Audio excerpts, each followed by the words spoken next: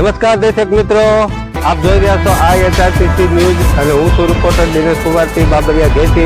નમસ્કાર દર્શક મિત્રો, સાથે આપનું હાર્દિક સ્વાગત છે. અમરેલી જિલ્લાના સાવરકુંડલા તાલુકાના ખડકાળા ગામમાં પત્નીની હત્યા કરી પતિ ફરાર થઈ ગયો હતો. 32 વર્ષીય આચાબેન નિમાવતની તેમના પતિ પરેશ નિમાવતે લોખંડની કોશ વડે હત્યા કરી હતી. પરિણીતા ગામમાં વૃદ્ધો માટે રસોઈ બનાવવાનું કામ કરતી હતી અને માસિક 11,000 કમાતી હતી. પેટના ભાગે 7 થી વધુ ઘા ઝીકી દીધા હતા. આરોપી ફરાર થઈ ગયો હતો તો તેમના 3 સંતાનો નોંધારા બન્યા હતા. ઘટનાની જાણ થતાં એસપીના નિર્દેશ પર Savarkundla rural police incharge SP Chirag Desai અને FSLની ટીમ ઘટના સ્થળે પહોંચી ગઈ હતી. મૃતદેહને પોસ્ટમોર્ટમ માટે સાવરકુંડલા હોસ્પિટલમાં ખસેડવામાં આવી હતી અને હું છું રિપોર્ટર દિનેશ કુમાર પી બાબરિયા ઘેટી.